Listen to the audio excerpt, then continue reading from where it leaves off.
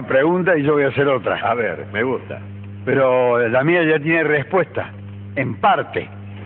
En parte también se puede dar aquí por los que integran el programa. Los sonámbulos, cuando matan y violan, ¿son responsables? ¿Son responsables de sus actos? Qué pregunta.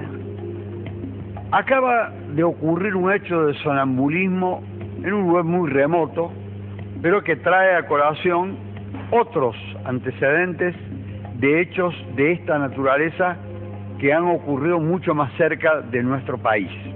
Este hecho ocurrió ahora, hace pocos días en Kenia, en el que un sujeto en estado de sonambulismo ha dado muerte a varios vecinos suyos de una tribu.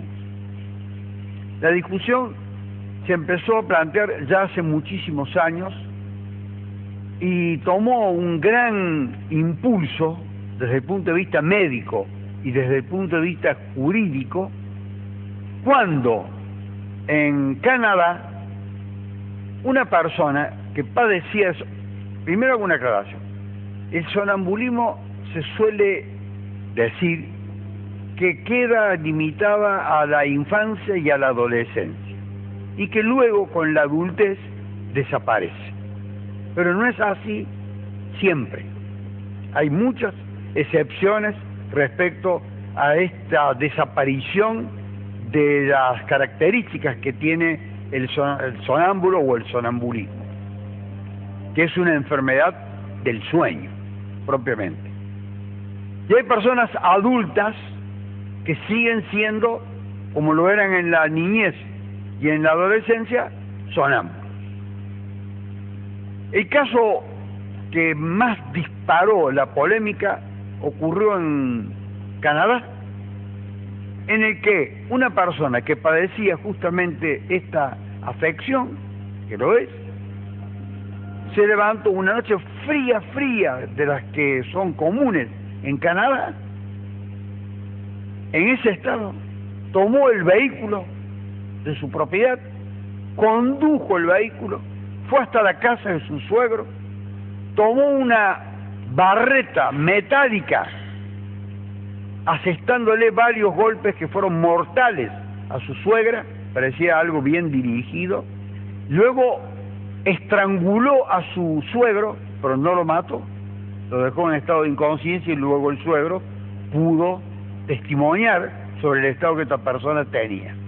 Tras eso, volvió al vehículo, condujo nuevamente, se presentó en una comisaría con todas las ropas ensangrentadas, muy pocas ropas, por otra parte, no decía la información de aquel entonces que pese el frío se hubiese abrigado, que eso hubiese hecho pensar que se trataba de una persona que estaba actuando con un estado de conciencia, en un estado de simulación, probablemente, que es lo que se pensó.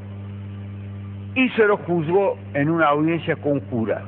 Y el jurado llegó a la conclusión que este hombre no podría responder de sus actos porque era sonámbulo y consiguientemente no tenía conciencia. En realidad, hay una discusión de los juristas que, como siempre lo señalo aquí, no la voy a traer a este debate. Dicen que no hay acto por parte de una persona que actúa en esas condiciones mentales. Bueno, concretamente, no tiene pena. No tiene pena. No tiene ninguna pena y se lo debe desvincular de toda responsabilidad. No es responsable de lo que hizo. Por supuesto que hubo una gran pelea, fueron a la Corte Suprema de Canadá y el hombre volvió a triunfar. La Corte Suprema, por mayoría, dijo que efectivamente había actuado en ese estado de, llamémosle, inconsciencia. Consiguientemente, no había pena.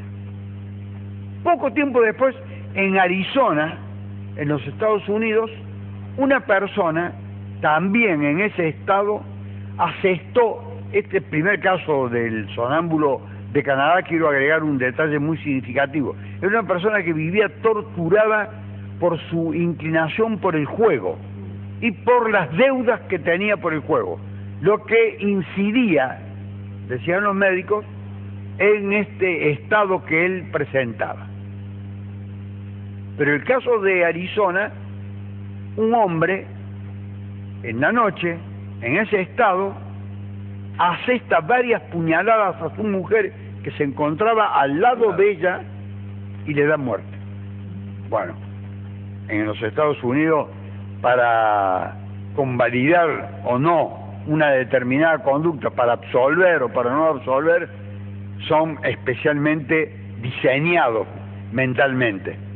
El jurado dijo que no, que este hombre había actuado con conciencia, que era un simulador, que quería matar a su mujer y que inventó lo del sonambulismo. Pero era sonámbulo. Y los vecinos testimoniaron. Lo que no se pudo acreditar, que en esa oportunidad, al dar muerte a puñaladas a su mujer, hubiese estado en ese estado. Más adelante, con esto termino los antecedentes, que seguramente van a ser recreados en Kenia, cuando tengan que examinar la conducta de este hombre que ha hecho lo mismo. Un mecánico de la Fuerza Aérea de Gran Bretaña, también, que era conocido como el caminante nocturno por sus compañeros, salió en ese estado de su casa, violó a una niña, una adolescente. Una aclaración, se ha dicho que ahora la adolescencia se extiende desde los 12 hasta los 24 años. Bueno, a una niña de 15 años la violó. El tribunal llegó a la conclusión de que ese hombre no podía responder de lo que había hecho porque había abrumadores testimonios de sus compañeros de trabajo que lo conocían desde hacía muchísimos años, que padecía efectivamente de este cuadro que lo llevaba de noche a caminar de una manera casi diríamos diaria. Consiguientemente, los médicos coincidieron también en que esas personas no tienen las facultades motoras disminuidas ni afectadas, sino que directamente no tienen estado de conciencia, pero pueden trabajar, pueden fornicar, pueden matar, pueden conducir vehículos, pueden hacer todas las actividades que otra persona le hace despierta. Y sin embargo, en estas hay una especial situación que debe ser contemplada, situación mental, para no entrar también en el debate médico sobre lo que es el sonambulismo.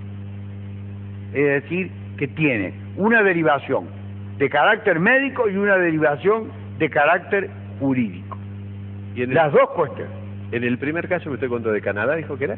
Era de Canadá. De Canadá. Es el único que llegó a una corte suprema. ¿Cómo hacen para comprobar que mientras iba manejando estaba en estado de sonambulismo? ¿Cómo se comprueba eso? Tenían antecedentes de que este hombre efectivamente había un conjunto de circunstancias que apuntalaban la versión que él había proporcionado. Pero respecto a la de este día, en el que con mucho frío subió al vehículo, recorrió 20 kilómetros, llegó a la casa de los suegros, ultimó a la suegra, intentó hacer lo mismo con el suegro estrangulándolo, pero luego se presentó todo en sangre y habló con los policías. Y hasta en ese momento y y habló con los policías, y los policías tenían a una persona vestida de una manera anormal, hablándole de un crimen que dice, creo que acabo de matar a una persona. Es más, fue hasta selectivo, como si no hubiese matado a dos, como si efectivamente, como ocurrió, mató a uno. Es decir, como sabiendo que al suegro no lo había matado. Ese era uno de los argumentos que utilizaron los acusadores en contra de él. En el caso de Canadá... Deja muchos interrogantes, y usted va a tener muchos otros interrogantes. Claro. Por eso le dije, usted ha hecho una pregunta muy útil para la actualidad. Y yo le hago una pregunta para que no se produzca un hecho de sonambulismo y entremos a otro gran debate aquí. Claro, en Estados Unidos dieron como cierto, en Estados Unidos no reconocieron como cierto el informe científico, digamos. No, dijeron... Si desconocieron lo que dicen los médicos. No, dijeron que era un estado de simulación y que había querido asesinar a la mujer. Y en los otros casos... En los otros casos, las pruebas han sido Canadá científicas. tiene un sistema de liberalización en materia penal un sistema muy humanitario.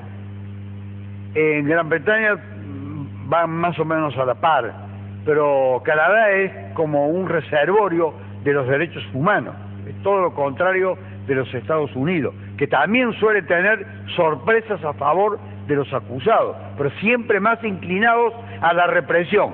En Canadá siempre más inclinados a no hacerlo. A no hacerlo. En Argentina, ¿cómo estamos inclinados? ¿Hacia la represión o no? Yo voy a dar mi respuesta. Sí. Usted piense en la suya, los miembros del programa pensarán en la suya también. Estamos inclinados hacia la represión. Somos desconfiados y no creemos en esas estratagemas. Creemos que son inventos defensivos.